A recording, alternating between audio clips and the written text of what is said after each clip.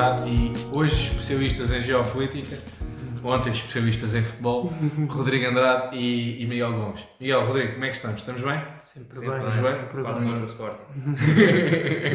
Estamos a 4 minutos Já do faltou Sporting. mais, né? Já faltou mais. Cá estamos numa Europa, em comparação com a semana passada, numa Europa em guerra, num país que aumentou ligeiramente os seus índices de imigração porque houve muitos ucranianos que foram para o seu país natal defender a honra da sua pátria, defender o seu país. Mas não vou estar exaustivamente a relatar os acontecimentos da última semana porque todos nós os conhecemos, a não ser que alguém tenha voltado agora do Nepal e tenha ficado uma semana sem internet. Mas vimos há coisa de 5 dias a Rússia a invadir o território ucraniano, começando, digamos assim, se calhar a guerra mais importante, ou a maior guerra na Europa desde a Segunda Guerra Mundial. Tivemos a guerra do Kosovo, etc. Mas apesar de tudo não foi a guerra na Jugoslávia, mas apesar de tudo a guerra da Jugoslávia foi mais uma guerra civil. A guerra no Kosovo também foi uma espécie de uma guerra civil, mas de um país que se dizia independente, mas apesar de tudo não era um país que já era independente a priori, que já tinha uma soberania imposta. Isto é uma guerra quase clássica, digamos, em que há um país que invade outro e tenta conquistar outro e tenta dominar outro, apesar de na ótica do Putin não ser assim, porque o Putin nem reconhece que a Ucrânia seja sequer um país.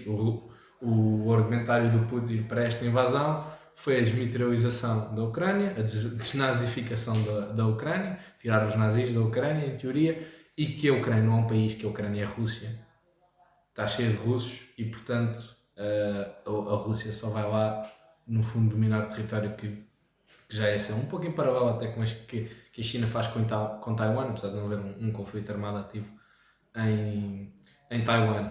A Rússia esperava, como alguns relatórios dizem, dominar Kiev, a capital, em cerca de 2 dias, até ao final do dia, ou até ao final, no máximo até ao final do dia de hoje, de segunda-feira. A verdade é que isso não se perfilou por uma multitude de razões, pela resiliência do povo ucraniano, pelo apoio, ainda que em algumas perspectivas ou em algumas opiniões atrasado, pelo apoio da União Europeia, dos Estados Unidos, do Reino Unido, dos restantes países, principalmente europeus, que têm ajudado com equipamento altamente especializado, com rações, etc., para o exército ucraniano. E já vamos falar um pouco até da importância desse equipamento, se quisermos lá ir.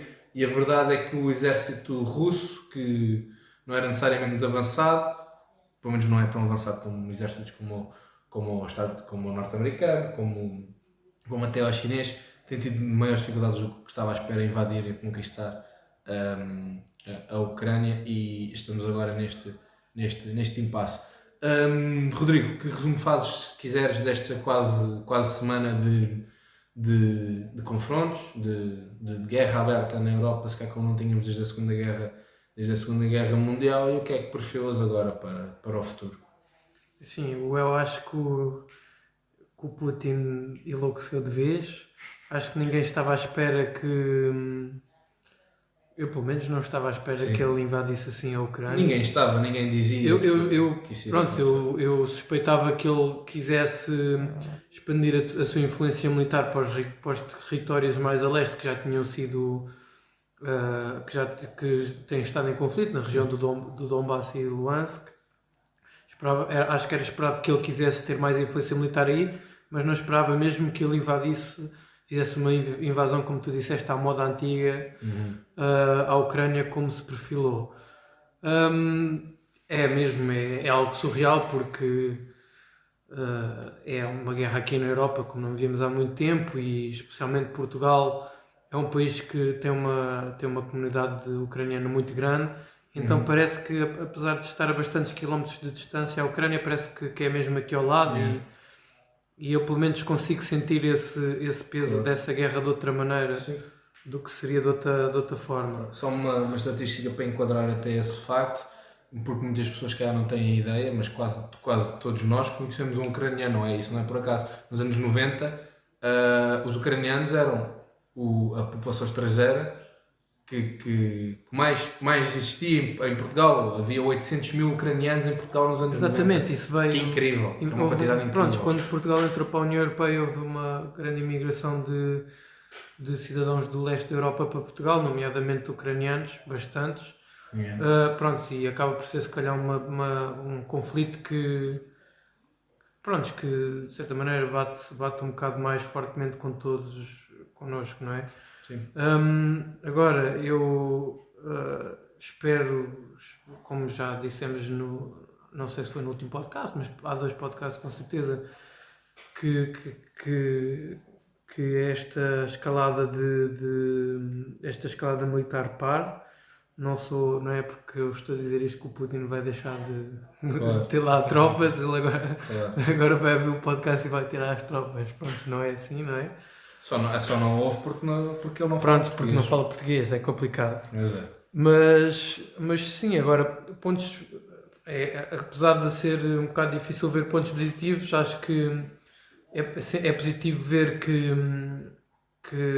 os avanços russos estão a falhar, apesar de terem efetivamente invadido o país. Sim. Estão a encontrar uma resistência gigantesca por parte do povo ucraniano, com a ajuda dos países do ocidente da Europa e do mundo no geral, né? Os Estados Unidos também estão a ajudar a Ucrânia, os países da NATO.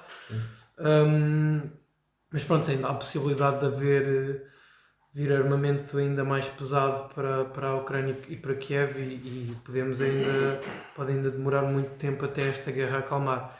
Eu espero que haja conversações de paz rapidamente e que não cheguemos ao ponto de ter esse armamento mais pesado e mais catástrofe ainda e mais mortes, que acho que ninguém quer, não é? É completamente desnecessário. Miguel, um pouco no fundo a mesma pergunta. Assim, do ponto de vista mais militar, o que temos visto foi algo que, em teoria, ou pelo menos do que tem sido apresentado, algo que a Rússia não esperava. Temos visto uma resistência ucraniana, como eu já referi, enorme e lá está, não esperada. Também vimos uma ofensiva russa que não será necessariamente, do ponto de vista militar, a mais eficaz, porque vemos que é uma ofensiva russa com base nos carros reforçados, ou nos tanques, etc. Muito poucos bombardeamentos ou poucos bombardeamentos a cidades, como houve, por exemplo, na Segunda Guerra Mundial. Isto no geral porque o que eu acho é que a Rússia também quer evitar, apesar de tudo, aquela quantidade enorme de mortes civis que iria implicar aqueles bombardeamentos nas cidades, como nos centros citadinos, como houve, por exemplo, na Segunda Guerra Mundial, porque o Putin também sabe que a guerra, apesar de tudo, não será assim tão popular internamente. E se começam a sobrevoar bombardeiros, se bombardeiros russos começam a sobrevoar cidades ucranianas e a despejar bombas a torta e direito para lá para cima, morre uma quantidade de gente enorme e a popularidade da guerra diminui cada vez mais. Portanto, temos visto uma ofensiva que é na base dos tanques, na base dos carros armadeados, e a verdade é que na estratégia militar de hoje em dia isso é uma ofensiva muito fácil de parar se tiveres o equipamento certo. E desse equipamento que a União Europeia teve providenciado aos ucranianos. São aqueles mísseis Stinger, são os mísseis montados no ombro, que pesam 15 kg, e aquilo com um míssil acabas com um tanque que custa 500 mil a 1 milhão de euros. Estes são mísseis que custam 40 mil euros. E o equipamento que tem sido providenciado aos ucranianos tem sido equipamento altamente tecnológico e muito específico para a tarefa em mãos, e também vem daí o sucesso que a Ucrânia tem alcançado. Apesar de tudo, o exército russo é muito maior que o ucraniano e tem muito mais capacidades, e perspectiva-se, como o Rodrigo disse, que a coisa não acabe nos próximos tempos. Comentário também tens a fazer a este comentário inicial que tens a fazer esta ofensiva russa inicial e o resultado nestes últimos 5 dias?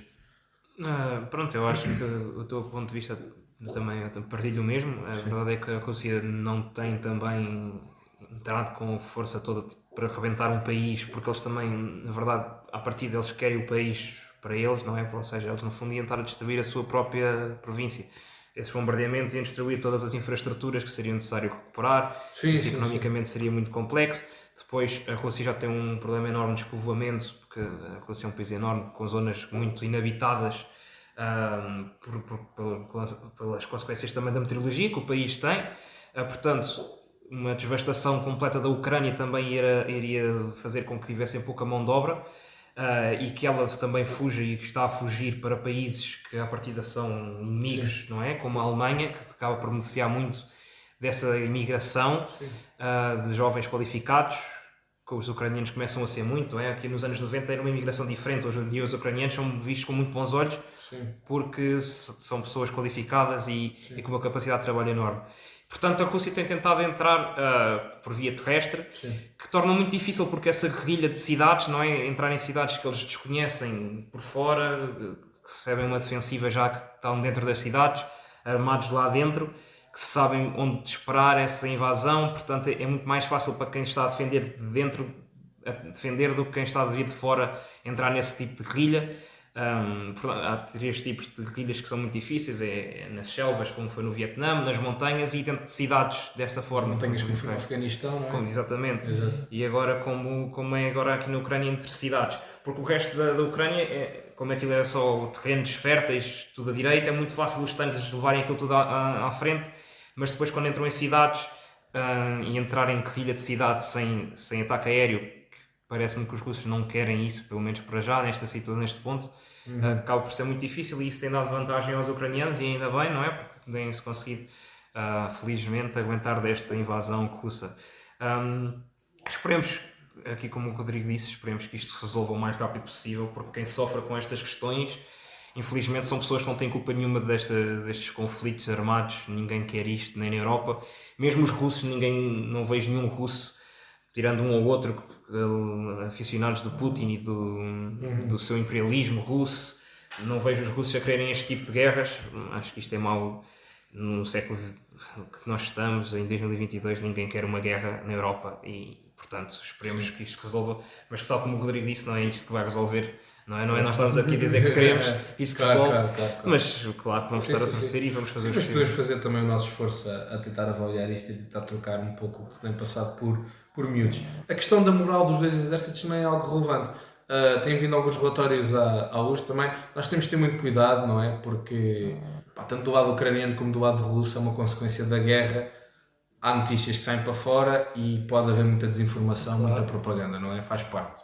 E é uma parte fundamental haver também uma moral elevada nos exércitos, que também é construída na base dessa propaganda. Mas apesar de tudo, também temos visto uma diferença muito grande na moral dos dois exércitos, em que vemos um exército ucraniano altamente motivado, com um objetivo comum, que é a defesa da sua pátria, não é? Vimos, como eu disse, ucranianos em Portugal a apanhar autocarros diretos para a Ucrânia para ir lá lutar, a deixar as famílias cá e a apanhar autocarros para ir para a Ucrânia lutar.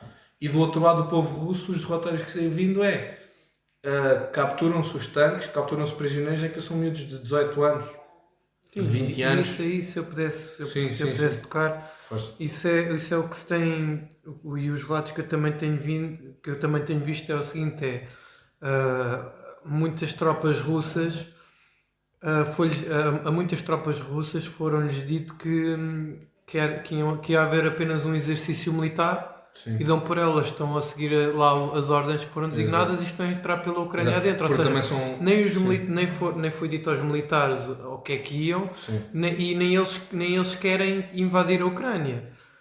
E como tu disseste, ainda por cima, o pior é que são jovens 18, 19, 20 anos da nossa idade que infelizmente estão a perder as suas vidas por uma guerra que não é deles e que eles não querem.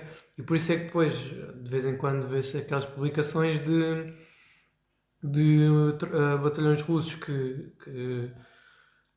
abdicam das suas armas e rendem-se porque efetivamente é uma guerra que eles não querem morrer, pensavam que era apenas um exercício de treino ou algo do género e dão por elas e estão a invadir o país vizinho. Depois um país vizinho que apesar de tudo tem uma relação... Sim, um país irmão quase. Quase, um país irmão, não é? Agora não. Sim, são militares que, por exemplo, que estavam na Bielorrússia e o disfarce, entre aspas, que se fez com a quantidade de tropas russas que havia na Bielorrússia, que estavam efetivamente num treino militar na Bielorrússia, e depois a Rússia aproveitou o facto de estarem muito perto da Ucrânia para invadir também pelo norte por onde está a Bielorrússia, e foi isso que tu descreveste. Vimos também o Putin já acicatado pelas sanções que os restantes países têm imposto, a quase ameaçar com uma guerra nuclear, que é assim, à primeira lógica é algo que parece completamente irrealista, porque ele está-se a matar a ele próprio, não é? Foi o que o embaixador ucraniano para a ONU disse hoje na Assembleia da ONU, que houve a primeira Assembleia em 40 anos com um tema único, que foi o tema da Ucrânia, que foi: se ele se quiser matar, é o que faça, como o Hitler nos anos 40, em maio de 1944 ou 45, que se meta num bunker e dê um tiro na cabeça. Porque o embaixador ucraniano disse isto no meio da Assembleia da ONU.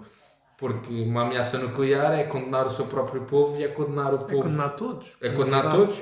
E depois mostra ainda mais que há um certo desespero, porque o próprio povo dele, e apesar de tudo o lugar dele depende não necessariamente do povo, mas dos oligarcas russos que estão por trás dele, não é?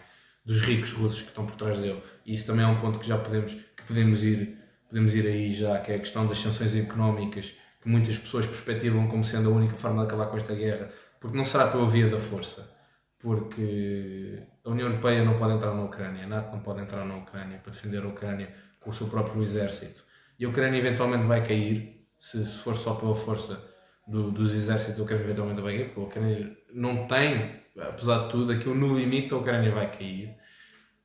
E a única forma que se vê do conflito acabar minimamente é internamente os oligarcas russos, os ricos russos que suportam o Putin, o tirarem de lá, porque torna-se incomportável com a quantidade de sanções económicas que tem havido.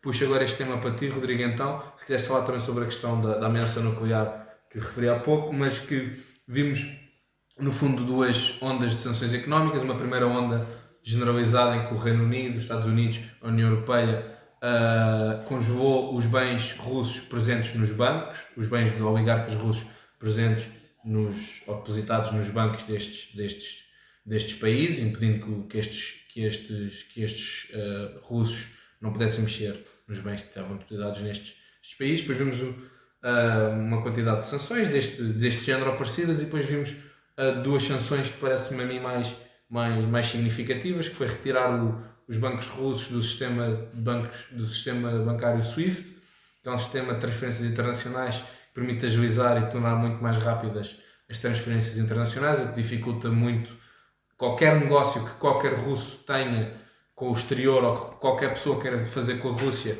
dificulta imenso e traz uma quantidade de despesa enorme para os dois lados.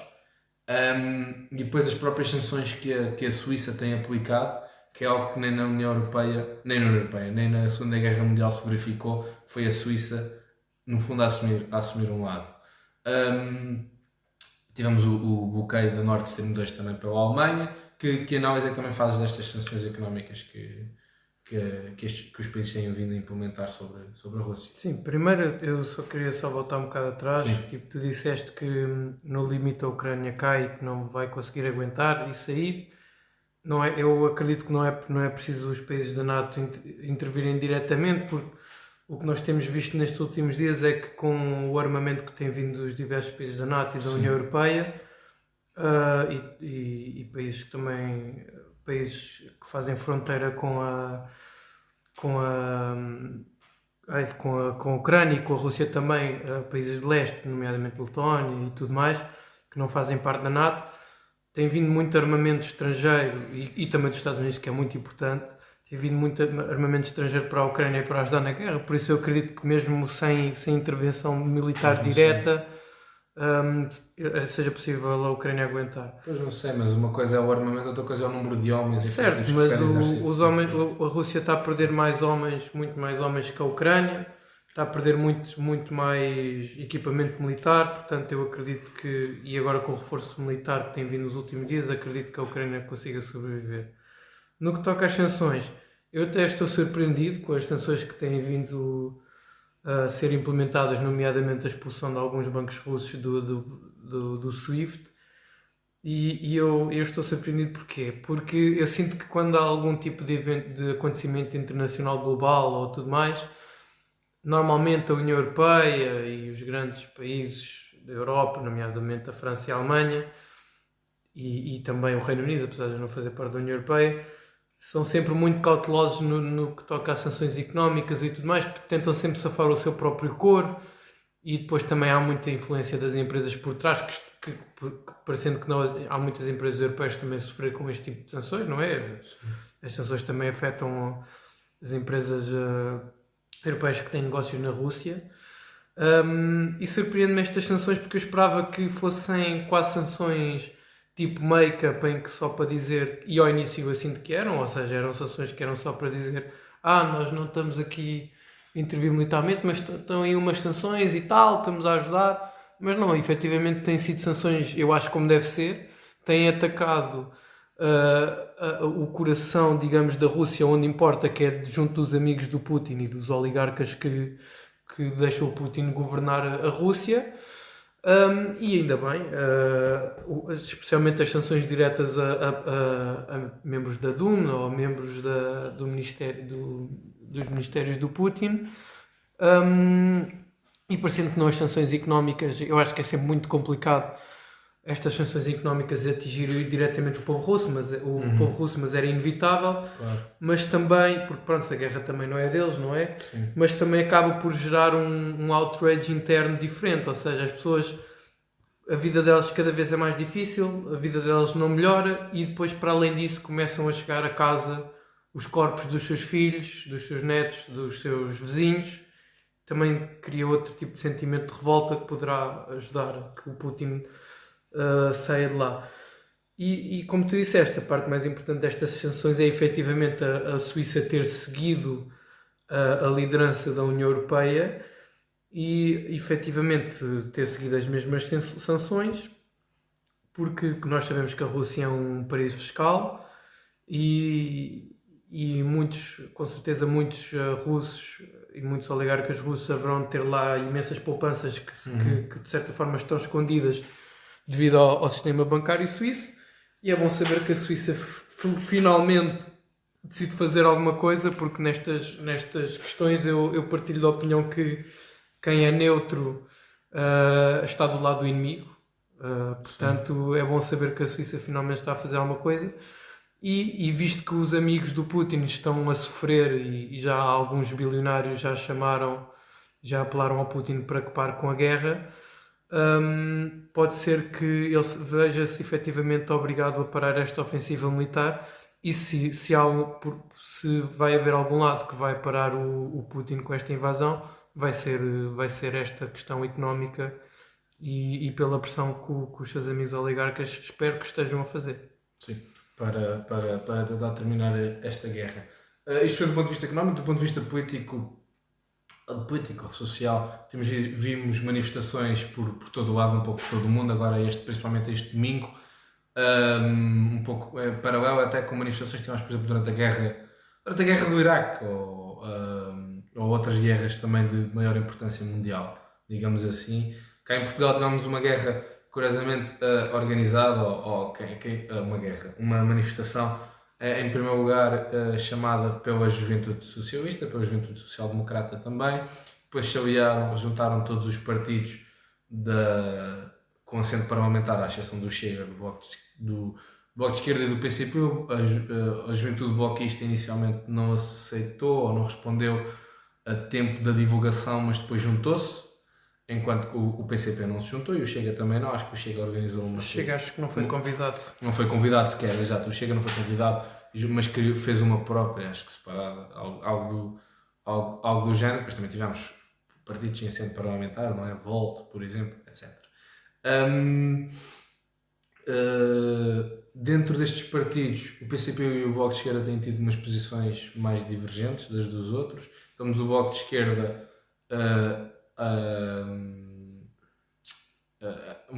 acho que se absteve sobre uma resolução que foi votada agora na Assembleia da República a condenar a guerra. O PCP votou contra. as intervenções dos deputados do PCP... Eu corrijo só, Sim. não foi condenar a guerra, acho que era ajuda ao povo ucraniano, Ok. ajuda à Ucrânia, Ok. o PCP votou contra, sim, e o Bloco de Esquerda absteve-se. Uhum. Exatamente. As intervenções do PCP têm sido particularmente... têm criado particularmente escândalo, digamos assim. Um exemplo claro disso foi a intervenção do João Oliveira hoje ou ontem na Assembleia da República, que teve um comentário, anteontem, na sexta-feira, acho que teve um comentário engraçado, que foi estava a intervir na Assembleia da República sobre esta questão, desta resolução, e o Presidente da Assembleia da República, a meio da intervenção, praticamente no fim da intervenção dele, interrompe-o, dizendo: agora tem 13 segundos para condenar a guerra. No fundo, você está aí há estes minutos todos a falar, no fundo a falar mal dos Estados Unidos, do imperialismo dos Estados Unidos, mas não condena a guerra. E agora tem 13 segundos para condenar a guerra se eu quiser fazer. E o João Oliveira diz: eu não condeno a guerra, condeno os dois lados, algo do género.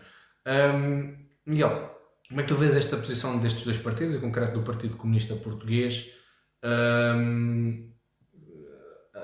numa guerra que tem sido no geral consensual sobre quem está mal e quem está bem, digamos assim, e de uma posição que parece um pouco ainda de uma azia que ainda há desde os tempos da queda da União Soviética. Quando a Rússia, podemos dizer com toda certeza, a Rússia não é um país comunista, não é?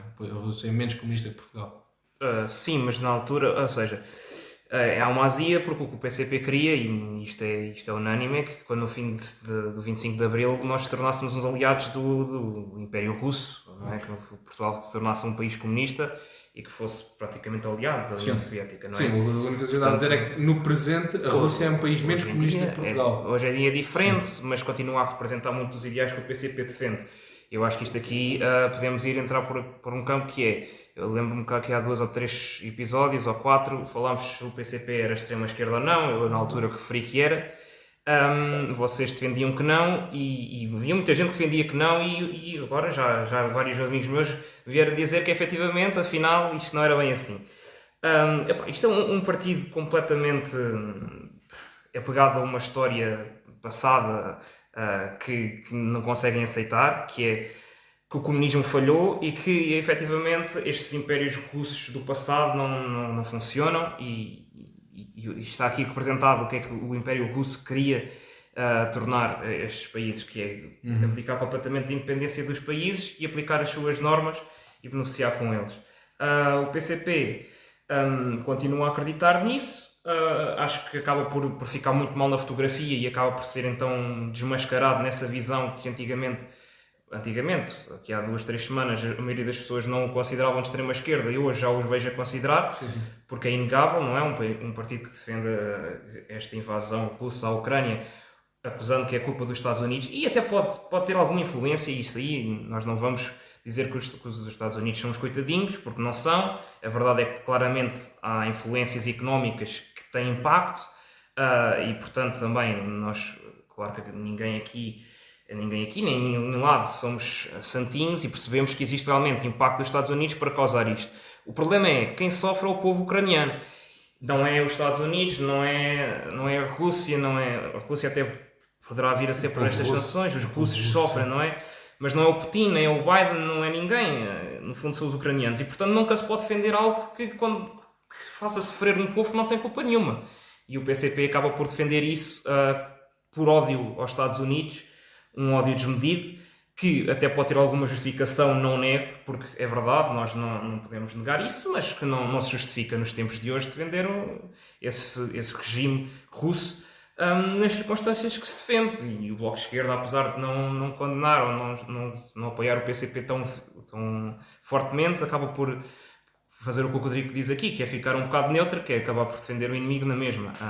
E esses partidos acabaram-se por revelar inegavelmente, porque também têm de defender as suas bases, e a base do partido são pessoas ainda, especialmente do PCP, muito que vem desse regime de 74, que continuam agarrados a esse ódio desmedido pelos Estados Unidos, e que agora se demonstrou, e acho que pode sofrer no futuro depois destes episódios. Sim. E isto aí, eu também gostava de só mencionar uma coisa, e também gostava de saber o que é que tu achas relativamente a isto, que é...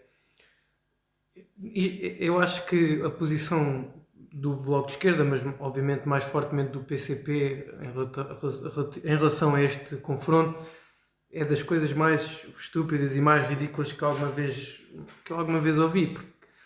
Porque assim, obviamente que todos nós sabemos que os Estados Unidos também são um país imperialista e Claro que sim. tem imensa influência pelo mundo fora. Os Estados Unidos são conhecidos por destabilizar regiões completas, nomeadamente a região do Maghreb, no norte da África, Da América do Sul. e na América do Sul, exatamente, durante a Guerra Fria, apenas para as suas empresas terem vantagem, Claro. ou para haverem governos nessas regiões a favor dos Estados Unidos. Sim. Nisso aí são terroristas e Imperialistas. são imperialistas e são mesmo terroristas, ou seja, há presidentes dos Estados Unidos da América que cometeram crimes de guerra, que invadiram países sem justificação, como foi depois do 11 de setembro, por exemplo. Isso aí é inegável. Agora, eu não compreendo a cegueza ideológica que estes partidos têm, ou seja, nós como seres humanos temos que ser capazes de olhar para um conflito armado e dizer, ok, este conflito armado é bom ou mau? Para mim, todos os conflitos armados são maus, obviamente. Claro. Mas acho que tu consegues perceber, independentemente da ideologia, quem é que são os bons ou são os maus, dizendo assim, reduzindo um bocadinho aqui a questão. E se o PCP e o Bloco de Esquerda em menos frequência, mas principalmente o PCP, tirar as palas ideológicas e vir, ok, qual é que é o país que está a sofrer e que está a ser atacado e qual é que é o país que está a perpetrar estas ações. É fácil perceber que a Rússia está errada neste conflito. E ainda por cima, o que é que o PCP tem a ganhar é defender a Rússia, não é? Tipo, o PCP, a Rússia não é um país comunista, não segue ideais comunistas, não segue uma economia de tipo socialista nem comunista. Pois. Não percebo o que é que o PCP tem a ganhar, só tem a perder e é uma tristeza, porque eu acredito que o PCP é um partido importante para a democracia portuguesa, pelos avanços sociais que tem conseguido promover ao longo dos anos, e quando estas questões internacionais metem sempre o pé na poça, agora com o apoio à Rússia, mas já foi o apoio à Venezuela, o apoio à Coreia do Norte, o apoio à China. Sim, mas isto é um bocadinho mais grave do que um percebo. pé na poça. Isto é um tiro no pé. Isto é ridículo. É completamente e ridículo. eu também queria saber, ouvir o comentário do Miguel neste aspecto, que é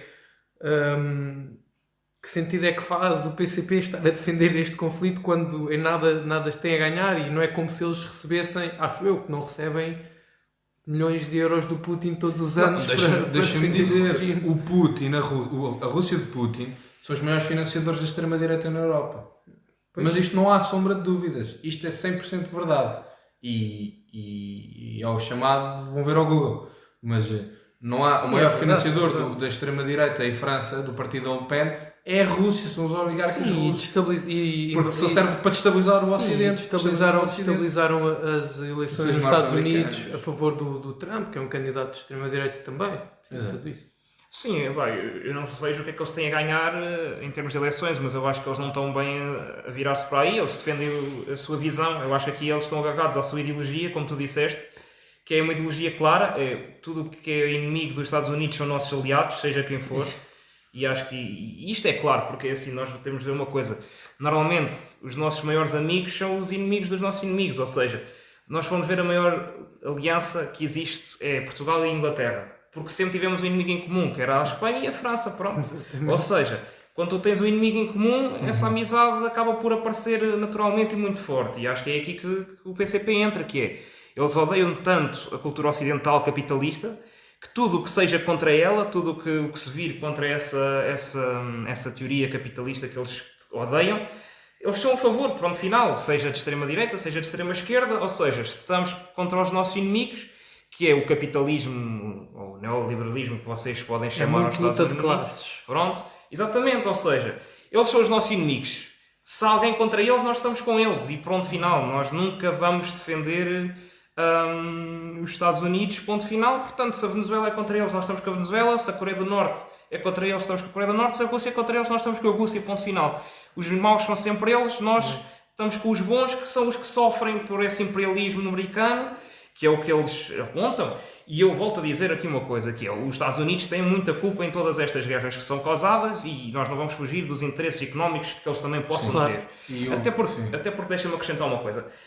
Haveria maneiras ainda mais gravosas de danificar a Rússia. Por exemplo, todos os smartphones que existem na Rússia ou são Apple ou são Android. Os Estados Unidos são proprietários dessas tecnologias. Facilmente Estados Unidos, empresas americanas. Portanto, facilmente davam um shutdown em todos os telemóveis e aí era uma catástrofe russa enorme, por exemplo. Sim. Ou seja, os Estados Unidos têm interesse nesta guerra, têm. E é ponto final, parágrafo. Agora, o problema é, quem é que sofre com isto? Não são os Estados Unidos, ou seja, quem está a sofrer os ucranianos e estar do lado dos russos é estar contra o povo ucraniano que não tem nada a ver com isto. Portanto, o PCP claramente escolhe aqui o lado que é muito complicado de estar a defender. Eu não consigo perceber sequer como é que moralmente é possível. E nisso aí, deixa só complementar, sim, isso é mesmo, ou seja, é muito conflito de classe, é muito luta de classes, não é? Claro, todos nós sabemos que ao passado, exatamente, e todos nós sabemos que a base da ideologia comunista é a luta de classes, não é? Ou seja, o proletariado contra o grande capital.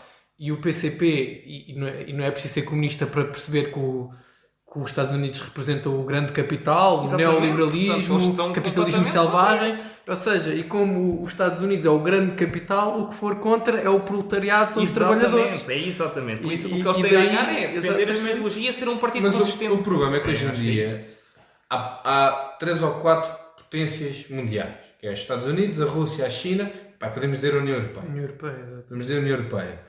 Nenhuma destas 4 potências é minimamente de esquerda ou comunista. A mais é a União Europeia. A China é um partido. A China é mais neoliberal que os Estados Unidos. A China é super liberal. A China é mais neoliberal que os Estados Unidos. Economicamente a China falando, é de um capitalismo selvagem. Não é internamente, é só posterior. Porque as empresas são todas do Estado. Mas é de um capitalismo selvagem no mercado global, que é uma coisa incrível. Metade da África pertence à China. Metade das infraestruturas africanas pertencem à China. Eu dou um exemplo. A KPMG estava a recrutar para ter negócios em África e um dos requisitos era um gajo saber falar chinês. Engraçado. Não estou a mentir, mano. Isto é 100% verdade. Sim, mas de qualquer das formas, o governo chinês é comunista, o Partido Comunista, não é? Portanto, sim, também está no nome. Está no ok, nome. tudo bem. A parte do comunismo Portugal não é socialista na medida a parte comunista é na medida em que, ou seja, como o Estado acaba por controlar tudo, isto está tudo supostamente na esfera pública. Exato. Portanto, apesar de efetivamente não estar na esfera pública, porque quem controla as empresas que são do Estado são empresários, não é? Claro. E seguem um capitalismo que não são necessariamente membros de governo ou membros de partido. Exatamente, mas apesar de tudo é-lhes dado o aval do Partido Comunista Chinês. Se o governo chinês, se o Partido Comunista Chinês quiser acabar com aquela empresa, acaba sempre. É daí que é comunista, sim. Mas as atividades não têm nada a ver com claro. Ou seja, no socialismo quem detém os meios de produção é os trabalhadores. Exato. Isso não acontece na China, não acontece em nenhum país. E depois um país comunista é um país isolado do resto do mundo necessariamente.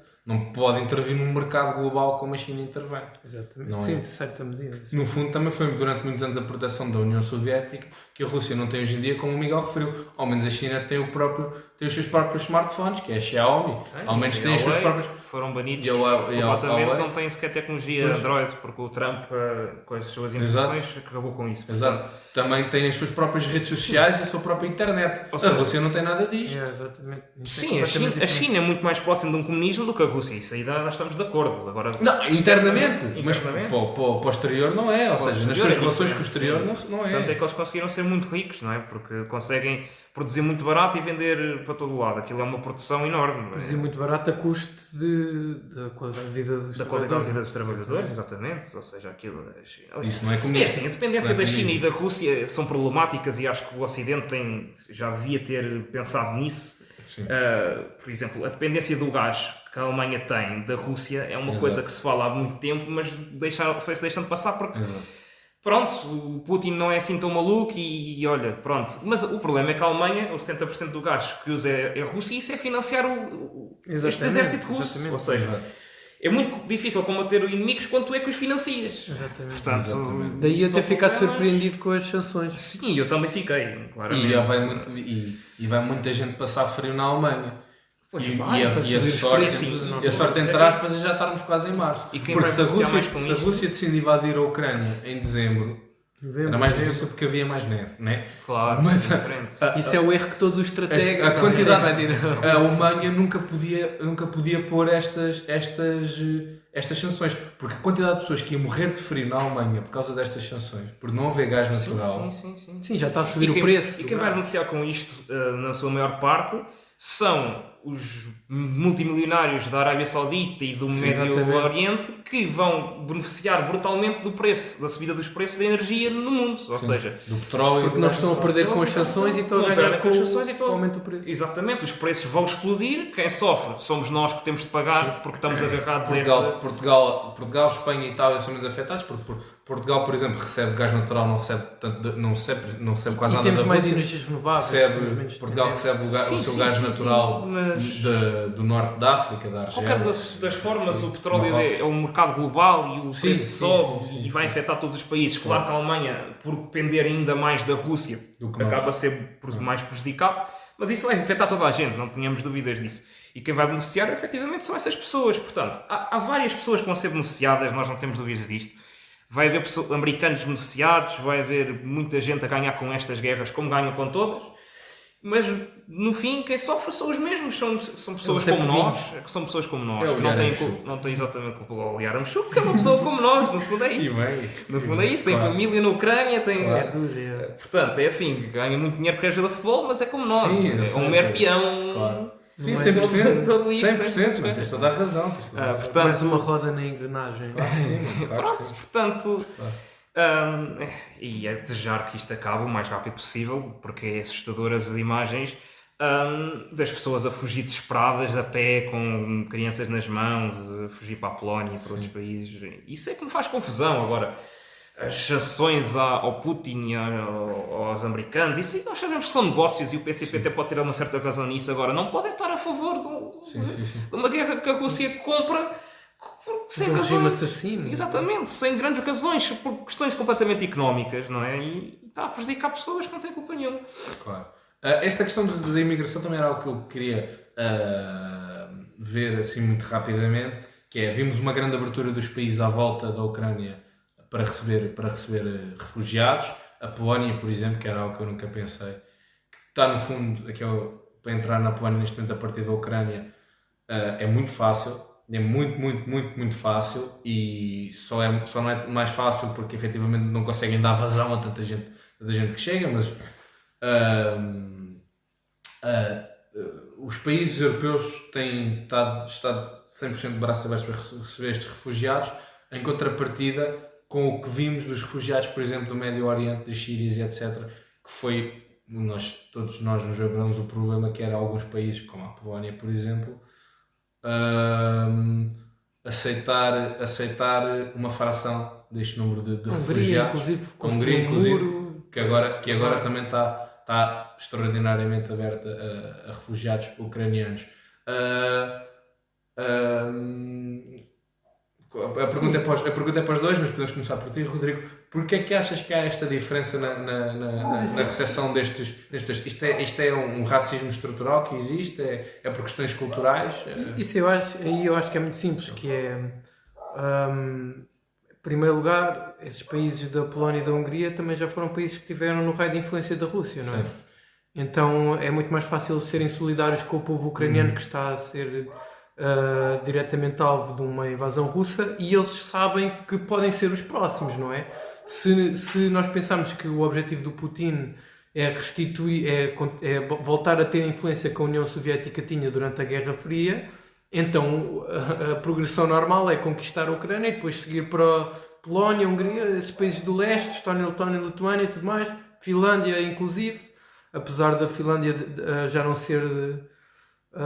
ter saído da Rússia logo na Primeira Guerra Mundial, mas foi invadida durante a Segunda Guerra Mundial pela União Soviética, se não me engano. Portanto, eu acho que isso aí é bastante simples, é solidariedade. porque eles sabem que podem ser os próximos e culturalmente estão muito mais próximos. Agora, é uma pena, é que, e tem passado nas notícias, temos visto nas redes sociais, há muitas pessoas, negros, asiáticos e tudo mais, que não estão a conseguir passar para a Polónia efetivamente por causa da sua cor de pele e por causa da sua etnia. Isso aí é completamente inadmissível. Todos querem fugir, independentemente do país que vêm, têm que ser acolhidos e devem poder fugir. Mas o que eu tenho visto também é que essa discriminação nem sequer é da fronteira polaca, é daquele ponto intermédio em que a delegação continua a ser da Ucrânia, ou seja, as pessoas que estão na fronteira do lado da Ucrânia, ou seja, os ucranianos que estão nesse trabalho na fronteira, é que não estou a deixar passar essas pessoas, porque uma vez essas pessoas passando, são recebidos também na Polónia e tudo mais. Agora, isso aí é uma guerra, todos querem fugir, todos têm o direito de fugir, muitas dessas pessoas são pessoas que vivem na Europa, de países da União Europeia, Sim. e não podem ser assim discriminadas simplesmente porque têm uma cor de pele diferente e falam uma língua natal diferente. Isso aí é completamente inadmissível. Eu dou-te um exemplo, uma notícia que apareceu hoje no Jornal da Noite da RTP, que foi 2 portugueses que estão a estudar na Ucrânia, estavam a estudar medicina na Ucrânia, que estão a tentar fugir da Ucrânia e não conseguem, porque são pretos. Pois é complicado. Percebes? Lá na Ucrânia eles têm ascendência africana, são dos PALOP, são portugueses, mas os pais eram dos pais, ou os avós eram dos PALOPs, e depois a mãe de um deles até falou à televisão e tem sotaque dos PALOPs, só que chegam à fronteira e como olham para eles têm um cartão de cidadão português, mas como olham para eles, com insígnia da União Europeia, com coisas, são cidadãos da União Europeia, mas como veem que são pretos, são mandados para trás. Sim, isso é um racismo, eu acho que há aqui um racismo claro, porque é assim, é que a imigração ucraniana começou a ser vista com muito bons olhos na generalidade do mundo. Sim, a malta formada. Foi como eu disse ao início, ou seja, nos anos 90 a imigração que vinha para Portugal era vista com maus olhos, mas de repente, mesmo cá em Portugal, percebeu-se que os ucranianos eram pessoas que trabalhavam muito, muito esforçadas, adaptavam-se muito bem ao país, até porque a cultura não é muito, muito longínqua, a língua é parecida, portanto eles conseguem acabar por falar português ou seja, o léxico é parecido, e mesmo com esses países da Polónia e da Hungria ainda mais próximo é. Portanto, eles foram acabados vistos como pessoas muito trabalhadoras, muito esforçadas, muito focadas e que acabavam por ser muito bem formadas e que acrescentavam muito ao país. E enquanto outros tipos de imigração, infelizmente, não são vistos assim ainda, pelas mais diversas razões. Portanto, há muitos países a quererem os ucranianos, porque nós sabemos que neste momento há um problema populacional na Europa, em países como Portugal, mas por exemplo a Alemanha, que está a albergar muitos ucranianos também, e isso é muito bem visto. Porquê? Porque eles vão receber pessoas muito capazes, formadas, que estão a fugir dos seus países, eles recebem-nos de abraços abertos. E acabam por beneficiar desse conhecimento e dessa mão de obra. A verdade é que a malta que vinha da Síria, por exemplo, também no geral eram formados, porque é muito mais caro. Por isso é que é racismo. É muito mais complicado vir desde a Síria para a Europa do que andar, apesar de tudo, 200 km de carro. Mas aí é que entra a questão cultural que eu disse, que é a adaptação dos ucranianos é muito rápida. Os ucranianos adaptam-se à cultura, à língua, rapidamente absorvem a cultura é mais difícil. E acaba por ser racismo. A cultura é mais difícil. Mas é racismo. Claro que há aqui uma questão racial, obviamente, que é a cultura síria não se adapta tão facilmente à cultura ocidental europeia. E nós sabemos que também, muito causado até pelos ataques terroristas que houve na França, na Bélgica, etc., há um receio enorme de pessoas que venham... 11 de setembro, pela campanha. 11 de setembro, especialmente, há um receio enorme de pessoas que venham de países desconhecidos, e enquanto os ucranianos são vistos como muito têm cor diferente, não é? Pronto, ou seja, logo isso, completamente diferente. São pessoas bem intencionadas, vêm para cá trabalhar, efetivamente, querem trazer a família deles da guerra. Os ucranianos são bem vistos, são vistos como úteis e até que vêm ajudar o país, porque é assim, nós precisamos de pessoas para trabalhar, venham, não é? Já sabemos que vocês vêm para trabalhar e para ajudar e para se integrar, os outros receber menos. Não são vistos, normalmente para receber menos também, infelizmente. E os outros não são vistos assim, são vistos que possam causar distúrbios, etc., roubar a cultura, e portanto acho que é essa a questão de que a Polónia abre muito facilmente as fronteiras aos ucranianos. Aliás, eu até diria que isto agora até há aqui uma luta de interesse de quem é que consegue receber mais ucranianos, porque eu tenho a certeza que a maioria dos países europeus querem receber os ucranianos. E não tens visto, ou seja, quando foi quando o Estado Islâmico começou a atacar na Síria e tudo mais, foi quando começou a surgir o tipo de partidos de extrema-direita xenófobos, principalmente na Itália, na Alemanha, com a AfD, e na França, com a Marine Le Pen. Portugal, ou seja, Portugal mais tarde atrasa sempre, mas havia, pronto, nós lembramos, nós éramos mais novos, não é? Mas lembramos que quando começou a vir a onda de refugiados sírios para cá, eles não partilham da nossa cultura, vêm para cá viver do Estado, não querem trabalhar, ou seja, é completamente, exatamente, nós não sabemos se eles são terroristas ou não. Não é? Exatamente, é isso. Ou seja, tu não vês ninguém agora a dizer esses ucranianos, nós nem sequer sabemos se eles são ucranianos, eles se calhar até podem ser militares russos disfarçados. Não vês esse tipo de discurso, não é? Ou seja, a malta que vinha da Síria, podem ser terroristas, não sei o quê, vem cá violar as nossas mulheres, têm uma cultura completamente diferente. Não vês isto agora na Ucrânia, é racismo puro e duro, está presente na nossa sociedade. Sim. Eu concordo que há uma vertente do problema, que é a questão de, é mais difícil aceitar alguém que é mais diferente que nós. Evidentemente, isso é complicado. É complicado. E mesmo quem não tenha um fundo de racismo vai ter mais dificuldade. Não é a aceitar. Tem receio, não é aceitar. Porque é desconhecido. Nem é aceitar, nem é necessariamente receio, mas na conversa com a pessoa é sempre mais difícil. Claro. Certo? Por exemplo, que seja receio, infelizmente. Por essas questões todas que se viveram e também por essa mediatização do 11 de setembro e desses ataques terroristas. Os ataques terroristas vieram a seguir. Pronto, eu acho que há muito receio, que algum até pode ser justificado, e por isso é que os ucranianos ninguém tem receio. Mas isso foi uma coisa que mudou, porque nos anos 90 não era assim, os ucranianos eram mal vistos. Quando fugiam das guerras do povo jugoslavo, sérvios, etc. Espero que no futuro consigamos olhar também para esses refugiados sírios e tudo mais da mesma maneira, que houve essa evolução e que nós daqui a 10, 15, 20 anos conseguimos dizer nós não, porque eu apoio completamente, mas nós sabemos o típico português de café que diz eles vêm para cá roubar não sei o quê, consigam ver, efetivamente, são muito bons trabalhadores, vêm para cá, querem trazer as suas famílias que vieram, que sofreram muito na guerra, não sei o quê.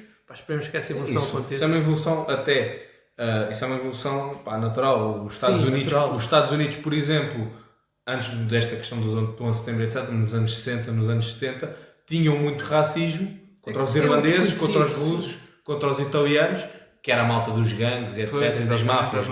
E havia muito racismo contra italianos, por exemplo, ou contra irlandeses. É a questão do desconhecido, como o Miguel estava a dizer, ou seja, vem o estrangeiro, é o desconhecido, nós temos medo. A partir do momento em que começamos a conviver, a conhecer as pessoas... Exatamente. É diferente. Havia uma distinção racial entre, por exemplo, o americano, o italiano e o alemão, e que agora já não há, até nas análises dos Estados Unidos, os brancos são todos agrupados dentro dessa área. E se tu fores a ver, por exemplo, nos Estados Unidos, eu não sei como é que é aqui na Europa, mas nos Estados Unidos há menos racismo em cidades com mais diversidade étnica, efetivamente por causa desse fator de conhecimento. Ou seja,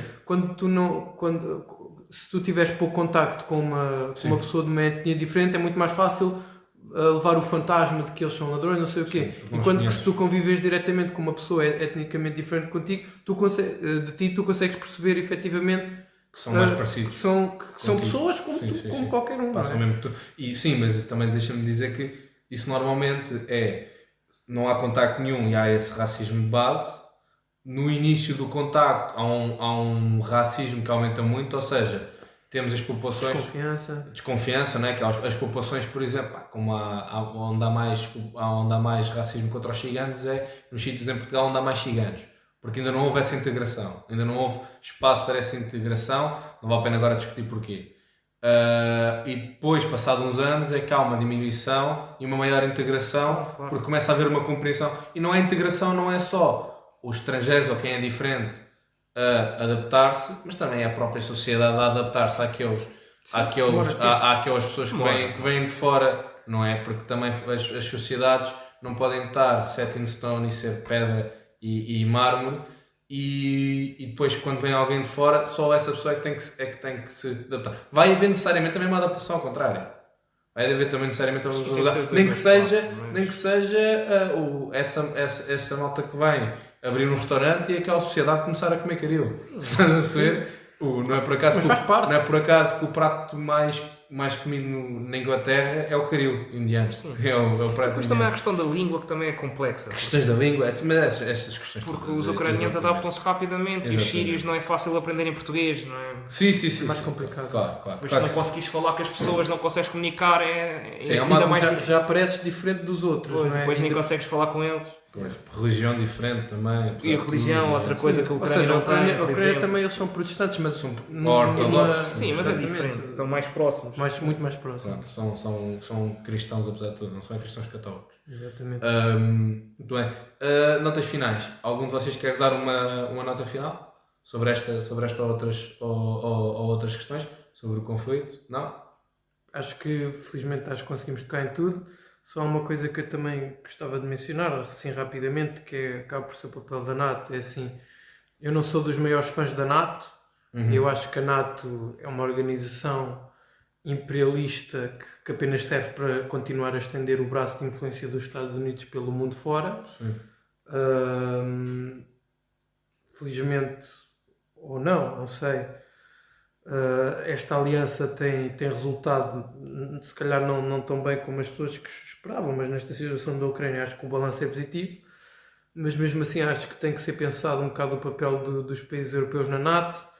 Eu acho que não faz sentido existir esta aliança, porque nós conseguimos perceber que não é preciso que haja NATO para que haja ajuda militar e para que haja entreajuda a países que necessitam, e a NATO apenas com braço dos Estados Unidos na Europa, acho que já passaram muitos anos depois do Plano Marshall. Acho que já não precisamos de No plano que mais. os Estados Unidos venham aí Sim. fazer da Europa o puppet state deles, que não é, mas todos nós sabemos, pá, e é impossível negá-lo, que a NATO é um braço de influência dos Estados Unidos da América. Sim. Pronto, ao menos ainda vai dando para umas coisas positivas, mas acredito que não é preciso fazer parte da NATO para ajudar a Ucrânia. Temos visto a Finlândia, que não faz parte da NATO, e a Suécia a ajudarem a Finlândia, os países de leste, nomeadamente acho que a Letónia e a Estónia, a ajudar com armamento também, e inclusive foram os primeiros países, esses, a Estónia, a Letónia e a Lituânia, não sei qual deles ao certo, mas foram dos primeiros países a dar ajuda militar à Ucrânia. Portanto, acho que não é preciso essa participação, e acaba também por ser algo que no final do dia dinheiro que pode ser investido noutras vertentes da sociedade portuguesa que poderão ser mais importantes do que gastar uma porcentagem do PIB todos os anos para uma aliança que Então, acaba por ser um braço dos Estados Unidos. apesar de tudo, Portugal gasta muito pouco dinheiro na NATO. Por acaso, Sim, os países europeus gastam muito pouco eu dinheiro. tenho, eu tenho uma Sim, visão força. completamente Mas diferente. nisso aí, que é- desculpa, deixa-me só finalizar. Sim, finaliza. Nisso aí, pronto, os Estados Unidos também são o país que mais beneficia da NATO, também não tem problema nenhum que seja o que mais contribui. Sim, Miguel, rapidamente, porque é uma pergunta de sim ou não Sim. para o Rodrigo, então serias mais a favor de um exército europeu, ou não? Sim, eu acho que seria muito, porque Ok. pronto, Sim, não. efetivamente Sim. faz mais sentido. Miguel, força, ainda temos Pronto. alguns minutos para ver Eu esta tenho questão. uma visão completamente Sim. diferente. Eu acho que a NATO está reforçada e acho que Sim, eu também a acho que Europa está reforçada. vai começar a cumprir de forma séria esse acordo, que é a percentagem que tem de pagar para entrar na são NATO. 3% ou uma coisa assim. Porque muitas vezes os países europeus têm fugido, não têm Não pagam. não têm pago. Não pagam E eu tanto. acho que a partir de agora vão começar a pagar e vão começar a reforçar também os seus exércitos e a ter armamento, especialmente a França, que me parece que é o país que, pronto, dentro da Europa é o que tem a maior capacidade militar. Se não estou a Há ver. 3 países na Europa que O têm, Reino por Unido. exemplo, ogivas nucleares, que é a França, a Alemanha e o Reino Unido. Pronto, exatamente. Parece-me que os países europeus vão voltar a investir mais em armamento e a vender armamento, que era uma coisa que não tinham feito para os países de leste, porque também com isto tudo vão ficar mais assustados e vão começar a comprar mais armamento. Acho que a França pode beneficiar muito com isso, porque é um país que produz dentro da Europa, acho que é o país, se não estou em erro, penso que vi, que é o país que mais armamento produz. E acho que pronto, a NATO sai reforçada e os países europeus vão começar a cumprir muito mais do que tinham acordado, do que tem sido até hoje. Portanto, não acho que a NATO esteja para acabar. Aliás, acho que a NATO vai ser reforçada até com a entrada de novos países como a Finlândia e outros que depois disto acordaram um bocadinho e acho que vão querer ingressar. Eu retifico apenas uma coisa, que é, eu também acho que a NATO não vai acabar, E também acho que a NATO vai ser reforçada. Eu não concordo com a NATO. Agora que vai ser reforçada, sim. Ou seja, a Finlândia e a Suécia já disseram que vão repensar a ingressão na NATO. O Kosovo também já disse que quer que a NATO ponha lá armamento no país deles também para apressar esse processo, mas Ou seja, não concordo com a organização, mas isso concordo contigo, que eles saem... Mais uma vez vai haver bastantes interesses económicos a ser beneficiados, especialmente franceses, porque eu tenho quase a certeza que isto é verídico, que a França é o maior produtor de armas na Europa É possível. e penso que é o que também vendia mais para os países de leste e acho que ainda vai reforçar essa posição. Portanto, há aqui claramente interesses económicos que não é só o Putin que está mal, como é óbvio. Isto há sempre os dois lados, só que neste momento o lado pior é o lado pior. Sim. Não é? Deixa-me só corrigir esta questão dos países europeus que têm armas nucleares. Quem tem armas nucleares próprias na Europa é só a França e o Reino Unido. Depois há países como a Bélgica, nomeadamente a Bélgica, a Alemanha, a Itália e os Países Baixos, que têm armas nucleares, mas são armas nucleares postas lá pela NATO. São armas que fazem parte da NATO, são armas nucleares que fazem parte da NATO. Ou seja, armas nucleares dos Estados Unidos. São dos Estados Unidos e são lançadas a partir desses países. Não é? No fundo, para conseguirem chegar também à Rússia. Exatamente. Porque uma arma nuclear não chega dos Estados Unidos, não chega à o Rússia. poderio militar dos Estados Unidos é tão gigante, percebes? Porque eles têm armamento No todo lado, sim. a milhões de quilómetros de distância da terra deles. Tens a base Por isso é que são a maior potência militar do mundo. Isso. Exatamente. Mas eu acredito que Na base a dos Alemanha Açores. depois disto também vai investir em tecnologia nuclear, não tem Própria? dúvidas. Sim, própria. Sim. Porque depois desta ameaça e Acho e a difícil, Alemanha... honestamente. Eu não Acho que não haveria, difícil, acho que não difícil. vamos demorar muito nisto, mas acho que não haveria grande aceitação do público, porque um dos factos, uma das razões para a Alemanha estar tão dependente de gás natural russo foi porque a Merkel acabou com as centrais nucleares, porque havia uma pressão muito forte do público E os alemão verdes estão no governo para agora, na acabar Alemanha, não esquecer. com as armas nucleares, Mas acho que com as centrais nucleares, portanto acho que não...